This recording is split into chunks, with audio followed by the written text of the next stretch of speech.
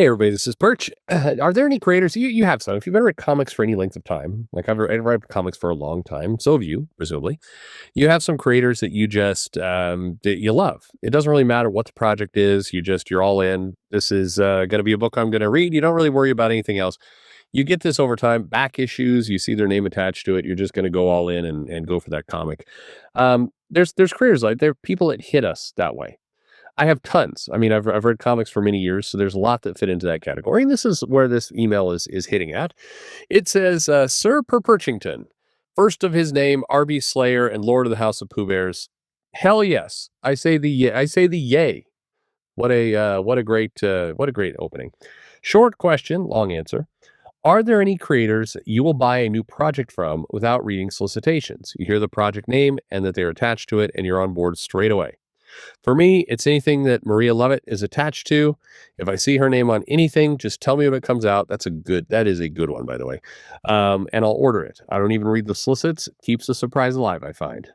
Hope you're feeling better. Anyway. And here's a nice picture of both comic books, which is awesome, and some drink. What we got here? I can't quite see. I can't tell where this drink is from. It's in like a coffee cup though, so this doesn't look like beer, but anyway. Uh, all right. First off, Maria Lovett. A good, very, very good recommendation. Done a lot of work for Image, Crave, Faithless. It's just lots of good comics there. I would definitely go and pick that up. Some really good stuff. Boom and Image, right? Is there anything? I think where all have where all have Maria done books? I know Boom for sure. I could swear Image. I feel like I'm crazy. Yeah, definitely Image. The Flowers book, Violent Flowers. That's another one. Anyway, those are some good books. I 100% agree. So are there books that you just read no matter what? By the way, if you get a creator that you do like and trust and you just really enjoy, I'm with you. I don't read the solicits are garbage anyway most of the time. And so I'm much more happy to just go in blank. If anything, the solicits ruin the comic for me, given how crappy they are half the time. But there's a bunch of creators who do that for me. And I mean, in no particular order. I'll give you a long list, a little bit of reasons, but this is a shorter video, honestly, not that long an answer. But I'll give a lot of creators to you, and I'm really curious who you say in the comments. Who are the creators that you just sight unseen you're buying? So again, no particular order. Alan Davis. If Alan Davis's name attached something, I buy it. Generally, Art Adams is another one, although they have paired him with some really crappy. I find myself sometimes having to just enjoy the art and not the story. Um, I was I well, John Byrne actually is another one. I think I've enjoyed nearly every John Byrne story, independent or big two. Even if it's something like the Superman work was not great, but I still enjoyed his craftsmanship on it. Walt Simonson is another one, for sure. Generally speaking, well, not generally speaking, actually. I hate giving this one, and I'll explain why. And again, this relates to the fact that I'm Gen X, so I'm not supposed to like things that other people like.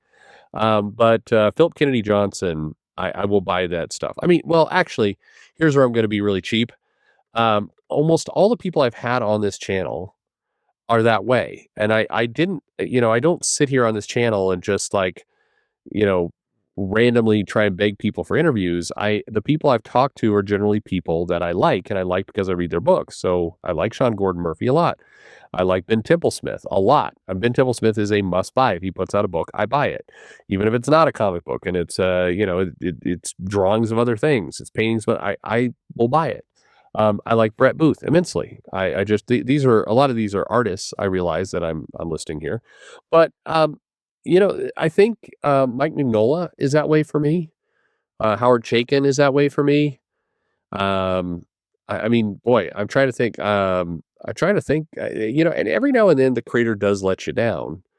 It's not that the question isn't every book you read from this person you love. It's that this creator has built up enough credibility that you will, that you buy it because you just the credibility is so high, and maybe it lets you down, but the credibility is still high that you'll try it again next go.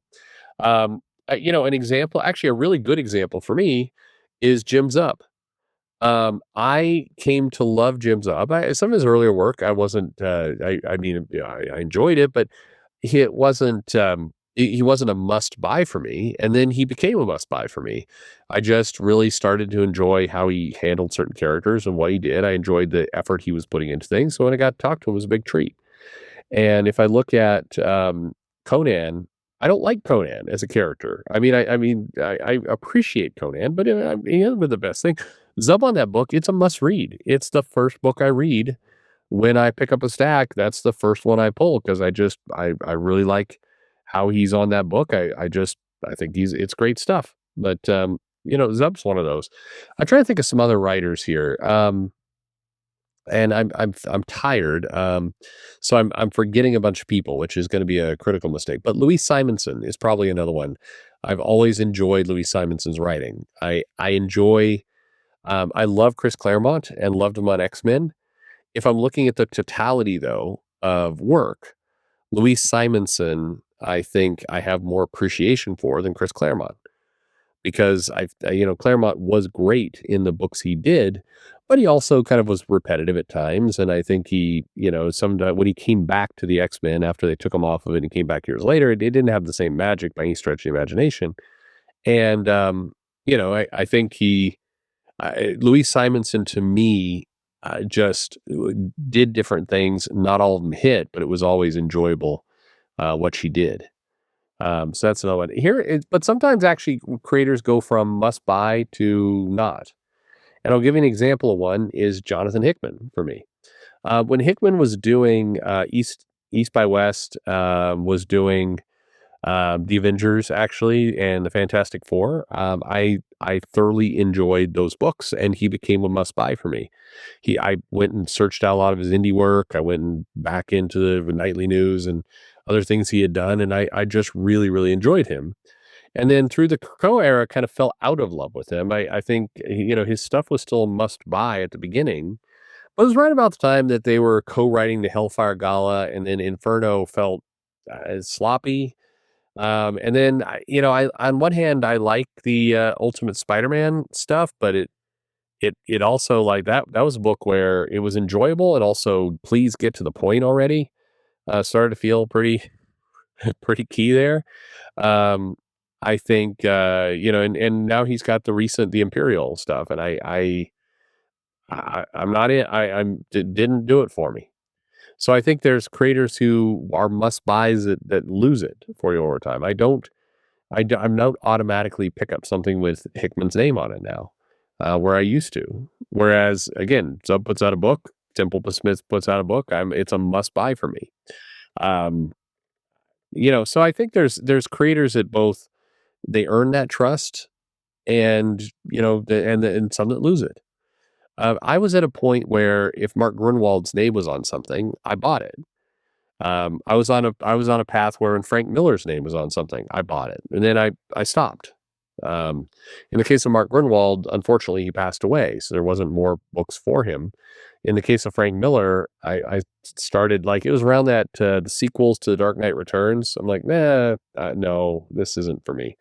So I think it goes both ways, but I'm very fascinated by all of you. So listening to this now, undoubtedly you have creators. There's a ton that I did not mention, much to my dismay. That is unfortunate, but there's a ton of great creators out there who are the ones where you hear they're announced on a book, you see them on something, you maybe go into the comic shop and you're surprised you see a book with them on it, and you're like, I don't care what this is, I'm buying it because I'm pretty confident I'm going to have a good time. Who are those creators? Let me know in the comments below. Hey, like and subscribe, and have a great day. And thanks for listening.